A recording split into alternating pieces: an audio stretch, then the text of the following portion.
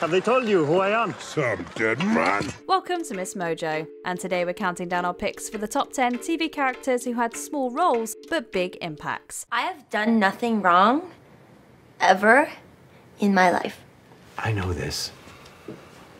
And I love you. For this list, we'll be looking at the greatest television characters who made the most of their short story arcs. Watch out for spoilers ahead, and let us know if we missed any of your favourite small characters in the comments below. Number 10, Charlie Bradbury, Supernatural. While she only made appearances in 4 short seasons of Supernatural's 15-year run, Charlie Bradbury had a pretty large bearing on the plot of the show. You have that spark, that thing that makes humans so special. Not everyone has it, you know. Those people, they can be replaced, but people like you are impossible to copy.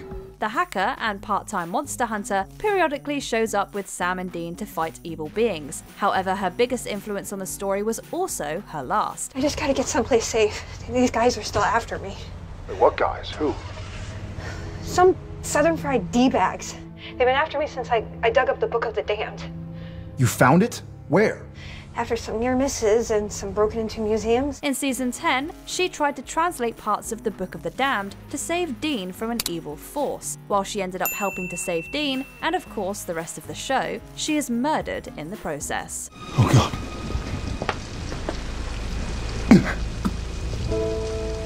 Charlie? Number 9, Jane Margolis, Breaking Bad. Sometimes you just need a couple of episodes in a season to make your mark. Look, as it so happens, we were just talking about that now. Yeah. Yeah, and I was gonna tell you, okay, if you would just let me. Jane Margolis, played by Kristen Ritter, comes during the sophomore season of Breaking Bad as a love interest for Jesse Pinkman. While Jane was clean when she met Jesse, the two quickly fell back into old habits together, causing Jesse to ignore his obligations to Walt. I mean, he's my partner. I'm your partner. When Walt walks in on the two passed out, Jane starts to choke on her own vomit. Walt has a choice to make. Will he save Jane? The answer is no. This decision affects Jesse greatly and puts him under Walt's thumb for nearly the rest of the series. I love her more than anything.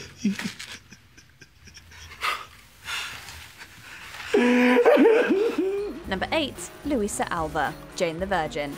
Has any one character ever had this much control over the central premise of a show? We're going to say no. There you are, Dr. Alva. You're running a little behind. Remember, you're covering for Dr. Peters. You have an insemination in 7 and a pap in 8. Yeah, an insemination and a pap. I got it. Should I? Yeah, no, I got it. Dr. Luisa Alva shows up throughout Jane the Virgin, but never does she have as much bearing on the plot as she does in episode 1. Luisa is the character who, in a moment of anxious absent-mindedness, accidentally artificially inseminated the main character Jane. You what? It was a mistake. I made a mistake, and there was only a 20% chance that it would take, so I thought that you would never know, but things turned out differently. This literally sets the show's entire plot point in motion, and every single plot point links back to this moment. Seriously, we don't think anyone will have this sort of impact ever again. I'm sorry. No, Lou, it's not your fault. Well, you see, it is actually. Number 7, Garrett Jacob Hobbs, Hannibal. Sometimes you don't even have to be alive to have an impact. Did God feel good about that? You felt powerful. Garrett Jacob Hobbs, or the Minnesota Shrike, as he's better known, is killed by Will Graham in the very first episode of Hannibal. But despite his untimely death, Hobbs has an unimaginable effect on Will's actions throughout the rest of the series. If your intention was to kill him, it's because you understand why he did the things he did. It's beautiful in its own way. After killing Hobbs, Will began to worry that he had enjoyed the act of murder too much. He began to see Hobbs in his dreams, the seemingly innocuous killer having a terrifying effect on Will's psyche. I like killing Hobbs.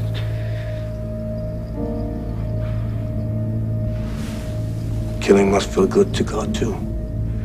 He does it all the time. And are we not created in his image? Number 6, Marco Pasternak, Better Call Saul. For so much of Marco Pasternak's short run on Better Call Saul, Marco Pasternak represents everything Jimmy doesn't want to be. What do you gotta change, huh? Everything. It's time to grow up. Yeah, according to who, Chuck? The same goes for you, man. You want to spend the rest of your life on that stool? During a break from his firm, Jimmy meets back up with his old friend Marco in his hometown, and the two decide to run scams on whoever they can. After about a week, Jimmy starts to think that he should get back to his clients and start living life the right way. But Marco convinces him to stay for one last job. I got nothing, Jimmy. Give me this. Give me this, man. During that job, Marco dies from a heart attack. Marco's death and his final words to Jimmy convince Jimmy to make the final step to the dark side, no longer worried about doing good. Jimmy, you know what? Save your breath, okay? You're gonna be fine.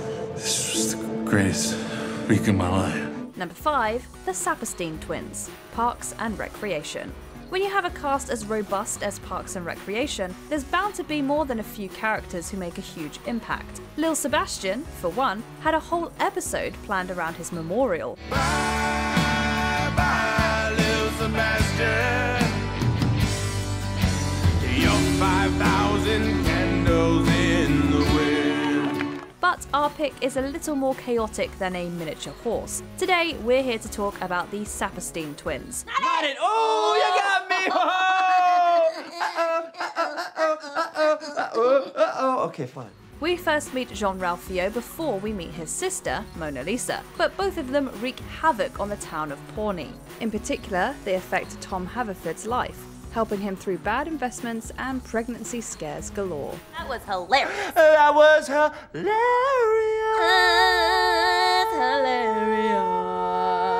Number 4, Gunther, Friends. We were on a break! It's perhaps the most iconic sitcom line of all time, and we have one person to thank for it. Not Ross, Gunther. That's right. I loved you.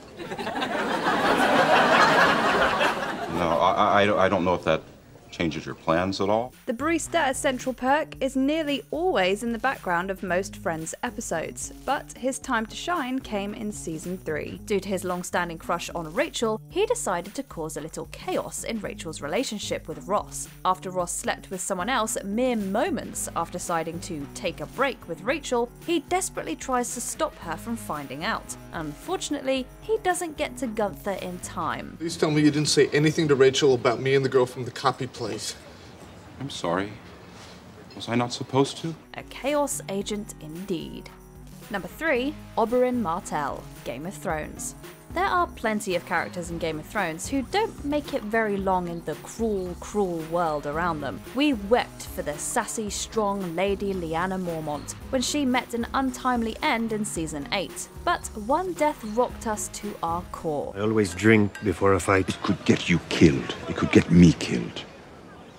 Today is not the day I die. Oberyn Martell shows up in Season 4 and shakes up everything in King's Landing. His most impactful decision is to take up the role of Tyrion's champion during Tyrion's trial for King Joffrey's death. I want to bring those who have wronged me to justice, and all those who have wronged me are right here.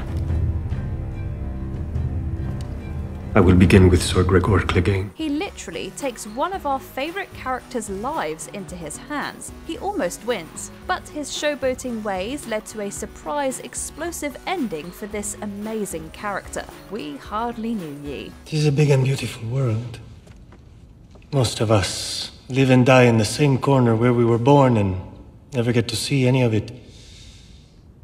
I don't want to be most of us. Number 2, Barb Holland, Stranger Things. You can be like my guardian, all right? Make sure I don't get drunk and do anything stupid. Stranger Things hit Netflix in 2016, and audiences immediately fell in love with the kids of Hawkins, Indiana. Most people fell in love with one character in particular, even though that character barely made it through 2 episodes. We just made out a couple times. We just made out a couple times. Man, seriously, you're gonna be so cool now, it's ridiculous. No. Barb Holland was killed by the Demogorgon quite early in the run of Stranger Things, but her disappearance and subsequent death affected the first season greatly. Even heading into the second season, Barb's death hung like a spectre over the characters like Nancy. Plus, in the real world, actress Shannon Purser got a lot of love and new roles to play. You're smart and funny and beautiful and talented. Before we unveil our top pick, here are a few honourable mentions. Doug Judy, Brooklyn Nine-Nine, the best arch nemesis of our time. I should never become friends with a cop. I mean, how do I expect this to end? Well, regardless, thanks for saving me back there with the Estelle Minderman thing. I wasn't gonna let him hurt you, Jake. We're PB&J. We're PB&J. Judge Jen, The Good Place. She literally has humanity in her hands. You know what's so funny? In a very roundabout way, I am actually rebooting Ally McBeal because I'm rebooting everything. Abby Morgan, Dawson's Creek. Gone too soon, but not before causing chaos. I just don't want to be a cliche. Or boring. I just want to drink. Stella Zinman, How I Met Your Mother. Stella could have been the mother. I know that you're tired of waiting, and you may have to wait a little while more, but she's on her way to... And she's getting here as fast as she can. Before we continue, be sure to subscribe to our channel and ring the bell to get notified about our latest videos. You have the option to be notified for occasional videos or all of them. If you're on your phone, make sure you go into your settings and switch on notifications. Number 1, Laura Palmer, Twin Peaks. Laura Palmer is perhaps the most famous fictional murder victim of all time, and when an entire show revolves around your murder, your name is going to come up a lot. You ever been surprised before? Mr. Cooper, you didn't know Laura Palmer. Let's get started on a court order to open that safety deposit box, and maybe we'll both find out a few things about Laura Palmer. But Laura Palmer isn't just alluded to throughout Twin Peaks, and she isn't just talked about a lot. She actually appears in many of the show's most famous scenes. Are you Laura Palmer? I feel quiet. No, we're some arms. My arms went back. Palmer is played by actress Cheryl Lee and shows up periodically throughout the series. She also serves as the main character in the prequel to the Twin Peaks story, Twin Peaks Fire Walk With Me. When it comes to fictional murder victims, we'd say she got the best deal you could get. I'll see you again in 25 years. Meanwhile.